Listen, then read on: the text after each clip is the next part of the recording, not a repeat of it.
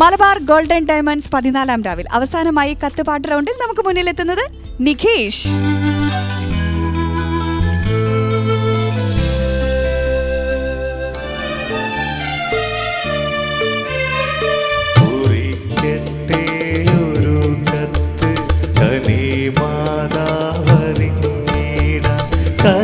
കനിവേറുമുഖം മുത്തി സലാമൂരത്ത് റബ്ബിൻ കരുണയെ ചൊരിഞ്ഞിടാൻ ദുആയിരുന്ന് കുറിക്കട്ടെ ഒരു കത്ത് കനിമാതാവറിഞ്ഞിടാൻ കനിവേറുമുഖം മുത്തി സലാമൂരത്ത് റബ്ബിൻ കരുണയെ ചൊരിഞ്ഞിടാൻ ദുആയിരുന്ന്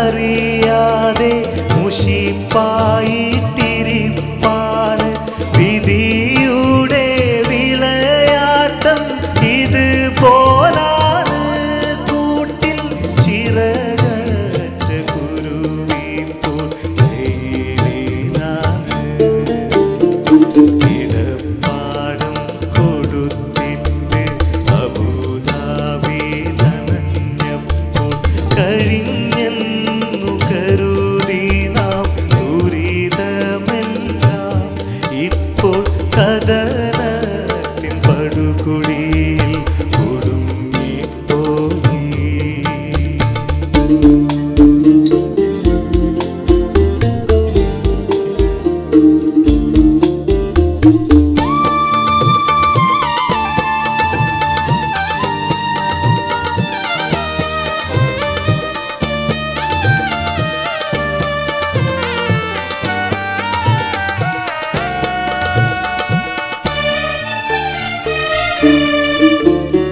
പൊരിയുന്ന മരുഭൂവിൽ പണിക്കായിട്ടിറക്കുമ്പോൾ പടച്ചോന്റെ കനിവിനായി ദുആ ചെയ്തേവേ ജോലി നിയമത്തിൻ തരങ്ങളിൽ ഇണിഞ്ഞോനായേ നിശബ്ദമായി കരയുന്നു നിരാശയിൽ തളരുന്നു നിലയില്ല കയത്തിൽ ഞാൻ തുഴഞ്ഞിടുന്നു തീർത്തും നിലയ്ക്കാത്ത ഇരുളിൽ ഞാൻ തനിച്ചാടുന്നു.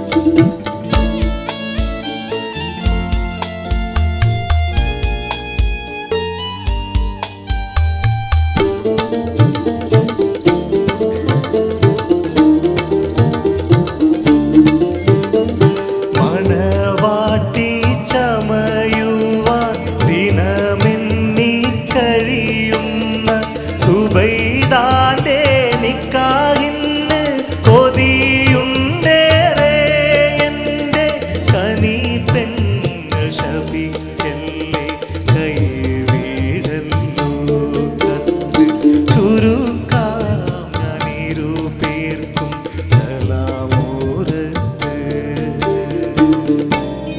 നിഖേഷ് ഹായ്. പാടിയോ നന്നായിട്ട്? നന്നായിട്ട് പാടിയില്ല. നന്നായിട്ട് പാടിയില്ല. എന്ത് പറ്റി? തൊണ്ടയ്ക്ക് വയ്യാതാണ്, തൊണ്ടവേദന ഉണ്ട്. തൊണ്ടവേദനയാണ്. നന്നായിട്ട് പ്രാക്ടീസ് ഒക്കെ ചെയ്തായിരുന്നോ? ചെയ്തിട്ടുണ്ടായിരുന്നു. ആണോ? പ്രാക്ടീസ് ചെയ്തിട്ടാണോ തൊണ്ട പോയത്? അങ്ങനെയല്ല, എന്തോ ഒന്നും പാടാൻ പറ്റിയില്ല ശരിക്കും അല്ലേ? നമുക്ക് ചോദിച്ചു വെക്കാം സാറിൻ്റെ അടുത്ത്. ഫൈസൽ സാർ.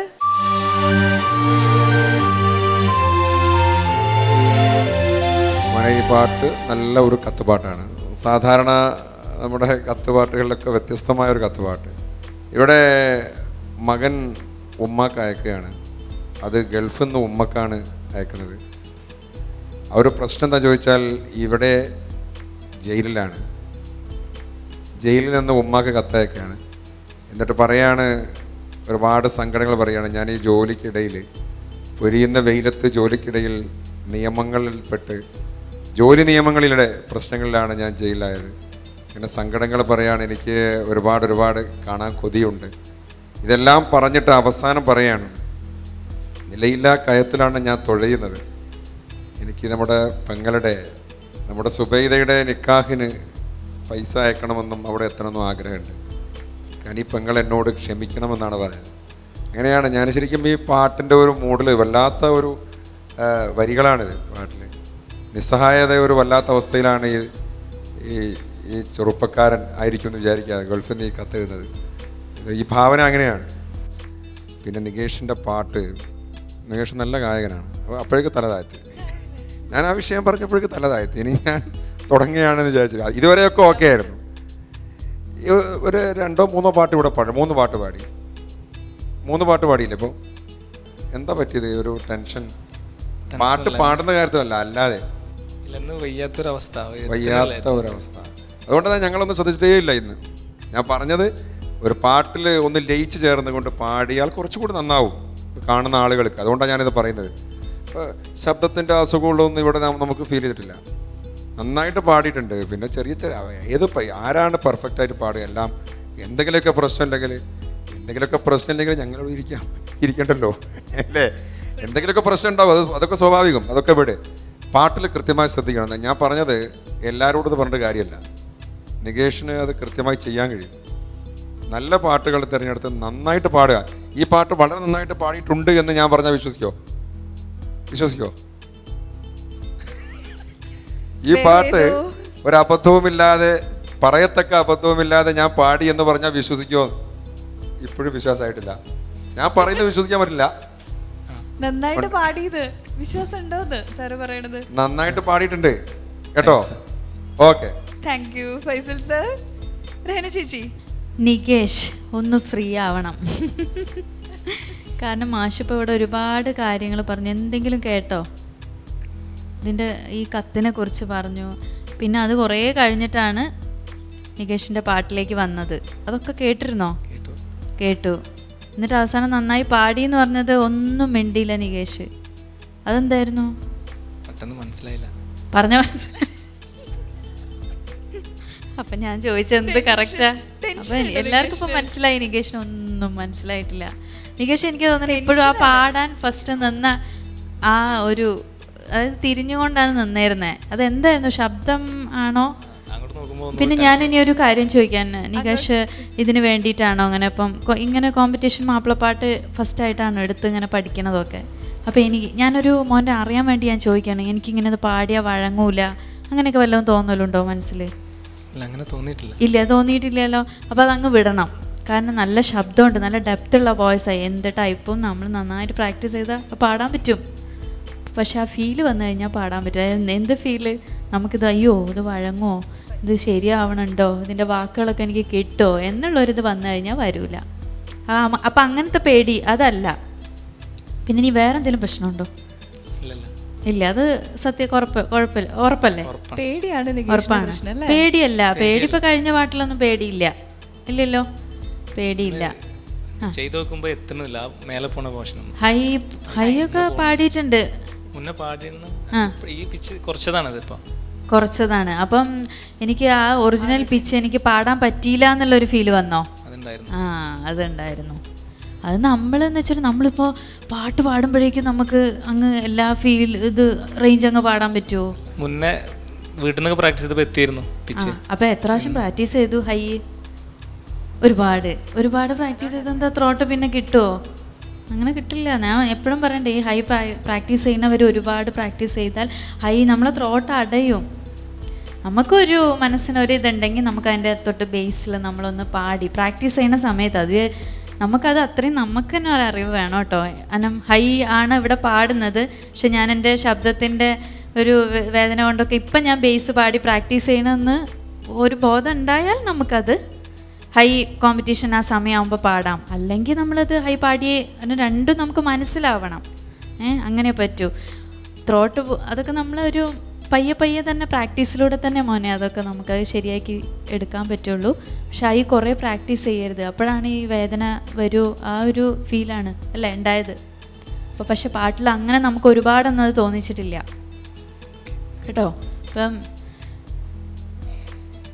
ഇത്രയും പ്രശ്നമില്ല ആ പാട്ടിൽ. അപ്പോൾ ഇനി ഇത് ഓരോ പാട്ട് ഇനി അങ്ങോട്ട് വരികയാണ്, നല്ല ശബ്ദമാണ്, പാടാൻ പറ്റും. അതുകൊണ്ടാണ് നമ്മളത് പിന്നെയും ഇങ്ങനെ പറഞ്ഞു തരുന്നത്. അപ്പോൾ ശ്രദ്ധിച്ചേ പറ്റൂ. ഇനി അടുത്തതിൽ പറഞ്ഞാൽ നല്ല വഴക്കായിരിക്കും, ഇങ്ങനെയാവില്ല പറയുക കേട്ടോ. കാരണം നല്ല ശബ്ദം, നമുക്ക് നല്ല പാട്ടുകാരാവുക, അതാണ് നമ്മുടെ ആഗ്രഹം കേട്ടോ. ഓക്കെ, താങ്ക് യു രഹന ചേച്ചി. ഷെരീഫ് സർ. നികേഷ്, പാട്ട് എനിക്ക് നന്നായി ഇഷ്ടപ്പെട്ടു. Thank you.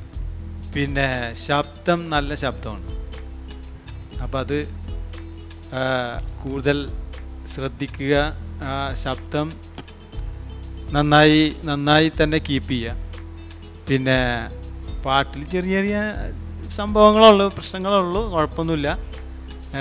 വളരെ നന്നായി എനിക്ക് ഇഷ്ടപ്പെട്ടു. All the best. Thank you sir.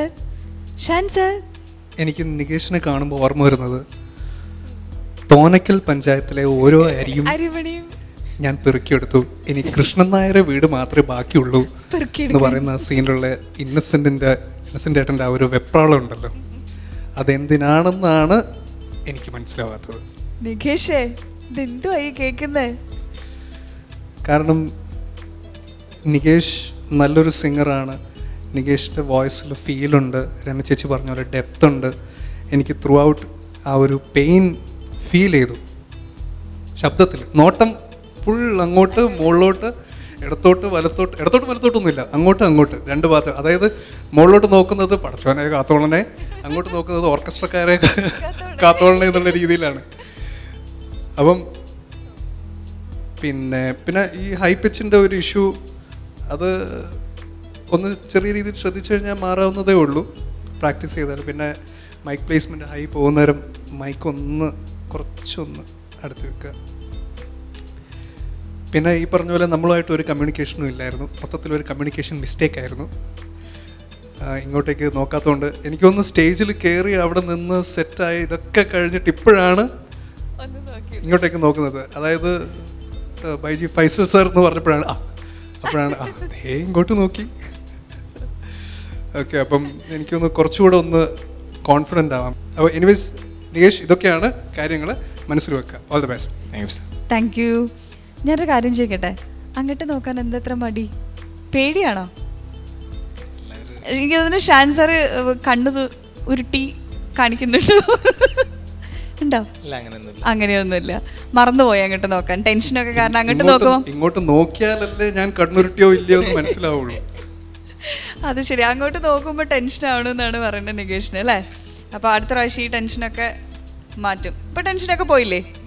Tension പോയി. അപ്പോൾ നമുക്ക് മാർക്ക് ചോദിക്കാം. ഫൈസൽ സർ, ഒന്നിങ്ങോട്ട് നോക്ക്. എനിക്കത് പറയണമെന്നുണ്ടേ, അത് പറഞ്ഞാൽ 26. രഹന ചേച്ചി 26 out of 30. 26. Shan sir. Nikesh, എൻ്റെ മാർക്ക് ഹിഡനാണ്. ഷെരീഫ് സർ. നികേഷിന് 10ൽ 8 മാർക്ക്. ഔട്ട് ഓഫ് 10 8 മാർക്സ് ആണ് നമ്മുടെ ഷെരീഫ് സാറ് തന്നിരിക്കുന്നത്. അപ്പോൾ ഔട്ട് ഓഫ് 70 60 മാർക്സ് ആണ് നികേഷിന് ഈ റൗണ്ടിൽ കിട്ടിയിരിക്കുന്നത് അല്ലേ? എന്ത് തോന്നുന്നു? നല്ല മാർക്കാണ്. അവരെ നോക്കിയില്ലെങ്കിൽ അവർ മാർക്കൊക്കെ തന്നിട്ടുണ്ട് അല്ലേ നമ്മുടെ ജഡ്ജസ്? അപ്പോൾ ഇനി നോക്കി പാടിയാൽ എന്തായിരിക്കും മാർക്ക്?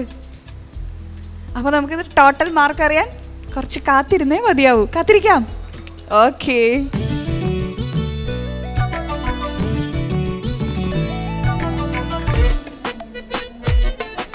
നികേഷ്, അപ്പം അരി മുഴുവൻ പെറുക്കി എടുത്തോണ്ടുള്ള വരവാണ്.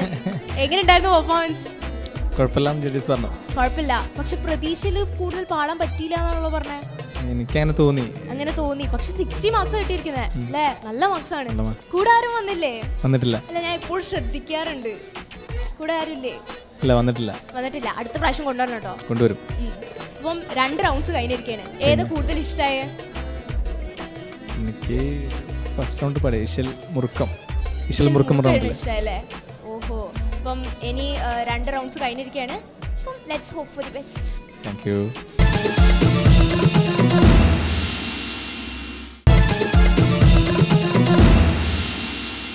നമ്മുടെ കഴിഞ്ഞ 2 എപ്പിസോഡുകളിലായിട്ട് ഒരുപാട് നല്ല നല്ല പാട്ടുകളൊക്കെ നമുക്ക് പാടി തന്ന നമ്മുടെ ഷെരീഫ് സാറ് ഈ എപ്പിസോഡോടുകൂടി നമ്മോട് വിട പറയുകയാണ്. അപ്പോൾ നമ്മുടെ ഈ 14ാം രാവിൻ്റെ മൊത്തം ക്രൂവിൻ്റെയും നന്ദി ഞാൻ സാറിന് അറിയിക്കുകയാണ്. ഒപ്പം ഞങ്ങൾക്കൊരു റിക്വസ്റ്റും കൂടിയുണ്ട്, ഒരു സോങ് കൂടി ഞങ്ങൾക്ക് വേണ്ടി പാടിത്തരണം. അതെ, ഒരു പാട്ട്, ഞാൻ ഇപ്പോൾ ഉദ്ദേശിക്കുന്ന ഒരു ഭക്തിഗാനം പാടാനാണ്. അപ്പം അതിനു മുമ്പായിട്ട് എനിക്ക് ഇങ്ങനെ ഒരു അവസരം തന്നതിന് ഈ മീഡിയ 1 ചാനലിനും അതിൻ്റെ മൊത്തത്തിൽ പിന്നിൽ പ്രവർത്തിച്ച എല്ലാവർക്കും, ജഡ്ജസിനും ഓർക്കസ്ട്രക്കും അതുപോലെ അവതാരകർക്കും മറ്റും എല്ലാവർക്കും മീഡിയ 1നും മൊത്തം എൻ്റെ പ്രത്യേകം നന്ദി രേഖപ്പെടുത്തുകയാണ്. ഇതിനോടുള്ള കടപ്പാടും അറിയിക്കുകയാണ്. Okay, thank you sir. ഞാനൊരു ഗാനം പാടാം. അൽഹംദുലില്ലാഹ്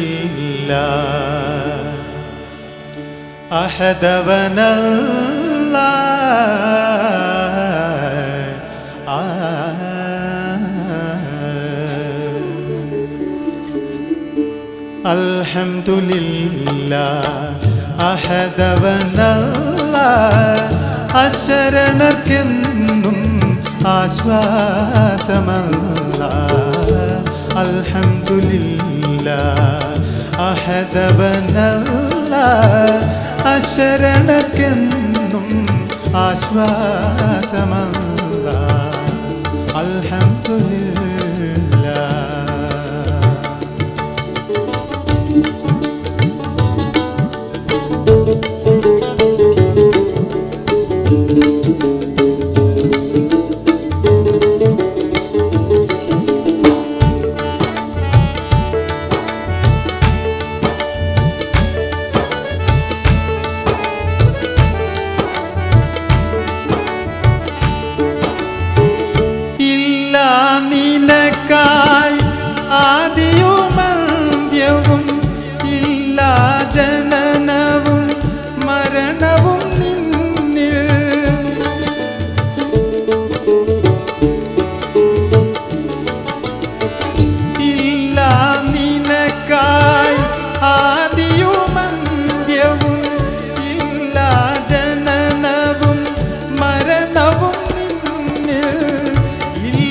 സ്വരൂപവും നിഴലും നിന്നിൽ, ഇല്ല സ്വരൂപവും നിഴലും നിന്നിൽ, ഇല്ല നിനക്കായി സമന്മാരായ.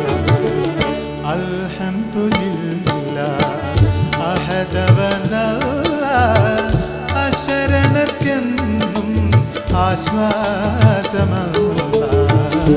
അൽഹംദുലില്ലാഹ്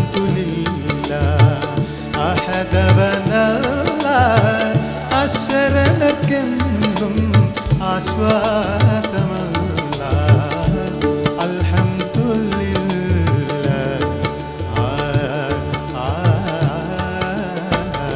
മനസ്സിൽ മഴ പോലെ നിറയുന്ന ഇമ്പമാർന്ന ഇശലുകളുമായി ഞങ്ങൾ തിരികെ എത്തും. അതുവരെ കാത്തിരിക്കുക. A big bye from the entire crew of 14ാം രാവ്.